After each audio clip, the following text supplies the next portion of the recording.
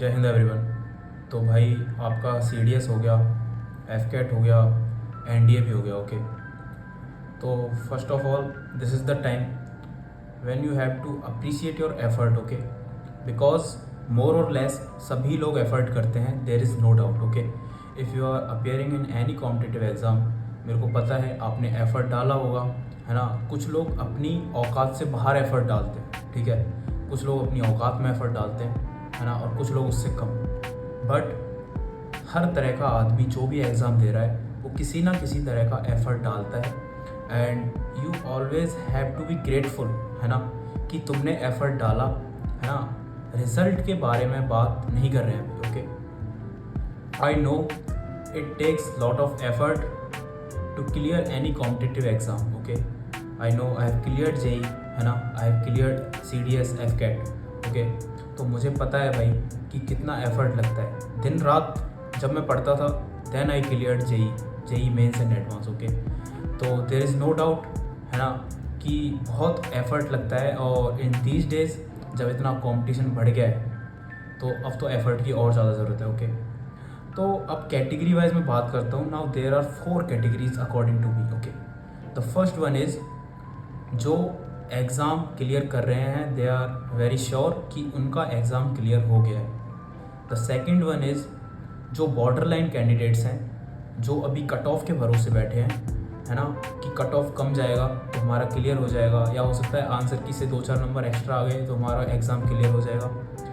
Third category is जो काफ़ी कम score कर रहे हैं एंड उनका एग्ज़ाम क्लियर नहीं हो रहा है। And there is fourth category, है ना, जिनको सबसे ज़्यादा ज़रूरत है ना, एक मोटिवेशन की।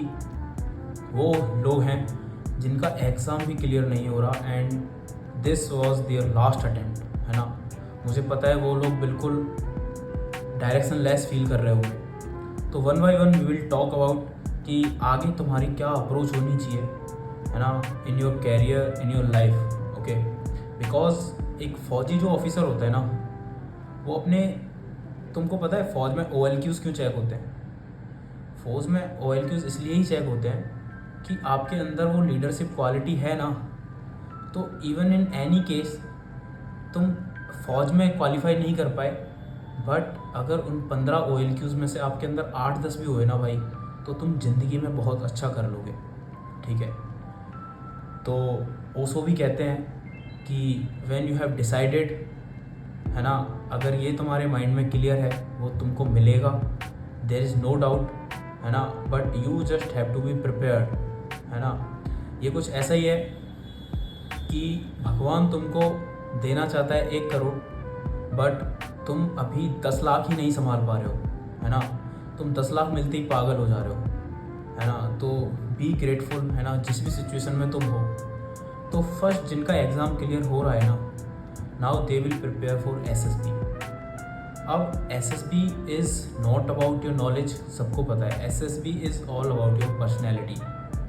तो पहली बात तो ये है, SSB के लिए प्रिपरेशन उतनी जल्दी स्टार्ट कर देनी चाहिए जितना जल्दी हो सकता है। ओके, बात समझ में आ रही है? SSB एक प्रोसेस नहीं है, तुम उसको ऐसे मत समझो कि एक साइक का असेसमेंट होगा, एक ग्राउंड का असेसमेंट होगा, एक पर्सनल इंटरव्यू हो जाएगा। No, it is about your personality. भाई तुमने अपने 21 साल में क्या इकट्ठा किया, what is in your unconscious, है ना। तुम्हारे सबकॉन्शियस में क्या है, तुम्हारे कॉन्शियस में क्या है, तुम्हारा कम्युनिकेशन क्या है, तुम लोगों के साथ कैसे हो, सोशली तुम्हारा बिहेवियर क्या है।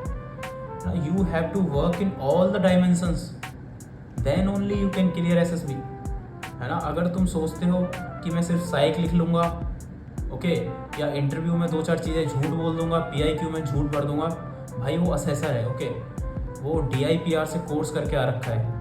तुमको पता है जो इंटरव्यूइंग ऑफिसर होता है उसको भी साइकोलॉजी पढ़ाई जाती है। तो जब तुम झूठ बोलते हो ना, ही कैन सिंपली नो, है ना, और बहुत ज़्यादा एफर्ट की ज़रूरत नहीं होती। जो इंसान झूठ बोलता है, अब आप भी इजीली पकड़ सकते हो कि झूठ बोलता है वो, ठीक है। तो भाई आपको ना झूठ बोलने की ज़रूरत नहीं है। You have to work upon yourself, अपने बेसिक्स पे काम करो, work on those 15 OLQs, try to develop it. मैं अभी बोल रहा हूँ, एक स्टेमिना करके OLQ है, ठीक है आपका। अभी मैं बोल दूँ ना आपको, आपके अंदर मेंटल स्टेमिना है क्या? तुम सबको लग रहा होगा तुम्हारे अंदर है, ओके, बट तुमको मैं अगर बोल दूँ ना कि 30 मिनट खड़े रहना है सावधान, तुम में से 95% लोग ना या तो अपनी गर्दन हिलाएंगे या अपने पैर हिलाएंगे, हाथ हिलाएंगे। भाई मैंने एकेडमी में देखा है ये, ठीक है। तो इट इज़ नॉट अबाउट, भाई तुम्हें लग रहा होगा कि तुम्हारे अंदर वो क्वालिटीज़ हैं, but you have to refine it, you have to improve it, है ना। जो क्वालिटीज़ नहीं है you have to develop it. बात समझ में आ रही है? तो अपनी ओवरऑल ग्रोथ पे काम करो, है ना। उसके बाद देखिए जो आपकी सेकंड कैटेगरी है, that is your border line candidates. तो भाई मैं तुमको यही सजेस्ट करूँगा, start preparing for the SSB। अब मैं ऐसा क्यों बोल रहा हूँ? देखिए अगर आप बॉर्डर लाइन हो, इट मीन्स आप 5 या 10 मार्क्स के मार्जिन से फेल कर रहे हो, राइट। अगर इन केस आप फेल होते भी हो तो अगर पास हो गए तो आपकी SSB प्रिपरेशन आपके अपकमिंग SSB में हेल्प करेगी, नो डाउट। बट अगर आप फेल भी हो गए बाई एनी मार्जिन, 5 मार्क्स या 10 मार्क्स के मार्जिन से अगर आप फेल भी होते हो तो क्या होगा भाई, तुम्हें SSB प्रिपेयर करना है, क्योंकि 5-10 मार्क्स का मार्जिन आप अगले 2-3 महीने भी पढ़ लोगे ना तो आप नेक्स्ट अटेम्प्ट में कवर कर लोगे और एग्ज़ाम क्लियर हो जाएगा। बट अगर आप अभी SSB स्टार्ट करते हो ना और आपने अभी 2 महीने SSB प्रिपेयर किया तो आप उन लोगों से हमेशा 2 महीने आगे रहोगे जो आपके 2 महीने बाद SSB स्टार्ट करने वाले हैं। बात समझ में आ रही है? क्योंकि आपको रिटर्न में बहुत ज़्यादा एफर्ट डालने की ज़रूरत नहीं है, बिकॉज तुम्हारा मार्जिन बहुत कम है। इफ़ इन केस तुम फेल होते हो तो पास हो गए तो SSB आने ही वाला है भाई, फिर तो वो SSB की प्रिपरेशन आपकी हेल्प करेगी, नो डाउट, ठीक है। Now the third one is जिनका रिटर्न एग्ज़ाम क्लियर नहीं हो रहा है, ओके।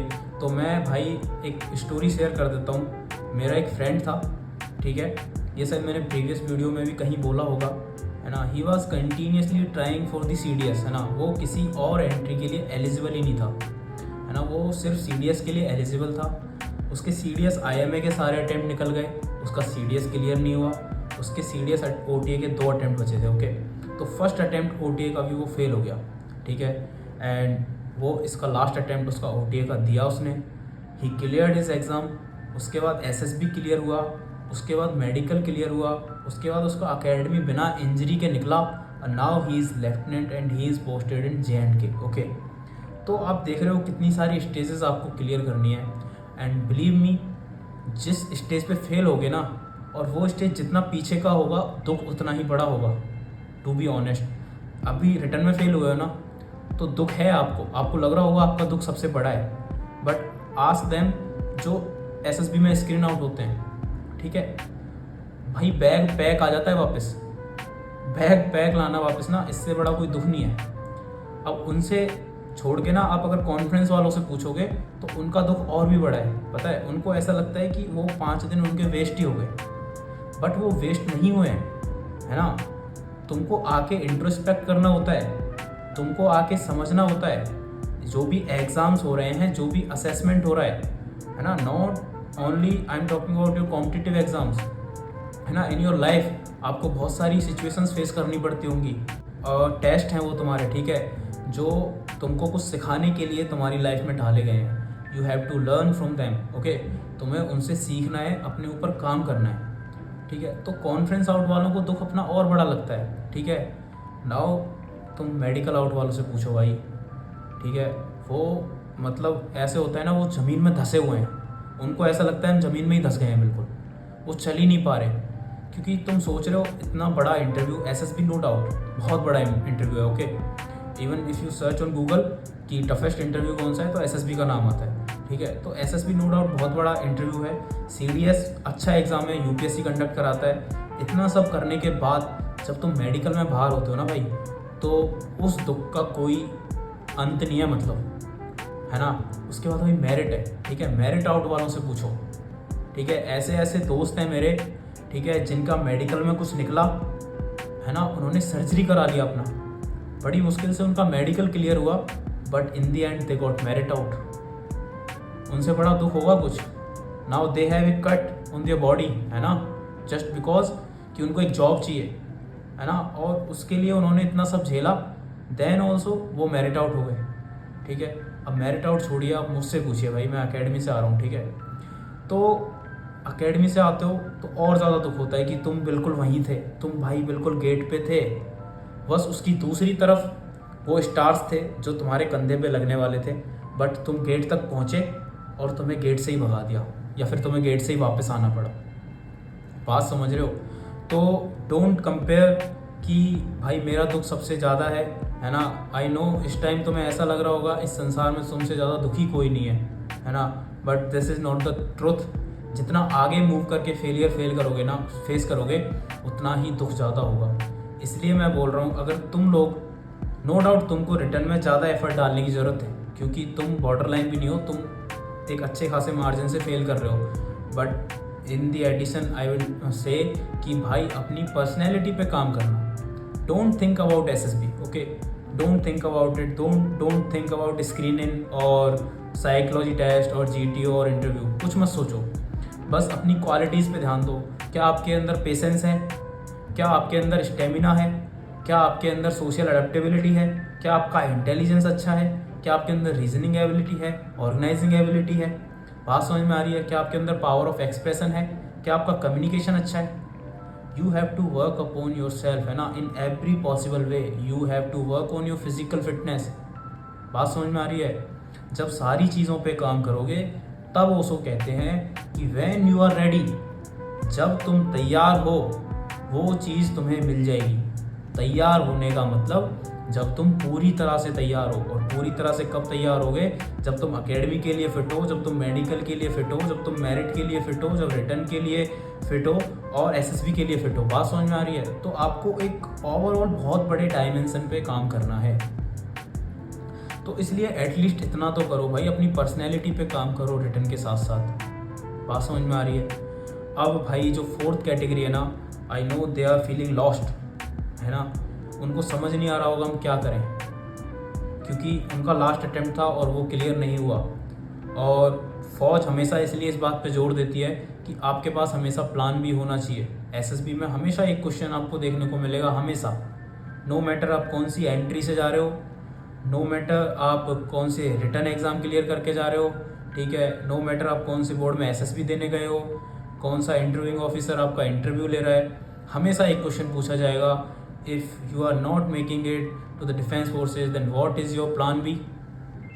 क्यों? क्योंकि उनको भी भाई उस चीज़ की वैल्यू पता है, उनको भी पता है कि लाइफ में प्लान बी होना बहुत ज़्यादा ज़रूरी है, because it give you motivation, okay, it gives you the motivation, है ना। और ये प्रेशर रिलीज़ करने का बहुत अच्छा तरीका है, बहुत really I am telling you, pressure release करने का एक सबसे बेस्ट तरीका अगर कोई है ना तो वो है प्लान बी। अब मेरे को फिर भी पता है काफ़ी लोगों के पास प्लान बी नहीं होता है, डोंट गेट स्ट्रेस्ड आउट, ठीक है, आपको अभी बहुत मौके मिलेंगे इन योर लाइफ। फिर भी मैं बोलूँगा भाई अपनी पर्सनैलिटी पे काम करो, 5-10 दिन का रेस्ट करो और सोचो, ठीक है, कि इसके अलावा तुम किस फील्ड में अच्छा कर सकते हो। जब एक गेट बंद होता है ना तो भाई 100 गेट खुलते हैं, ओके।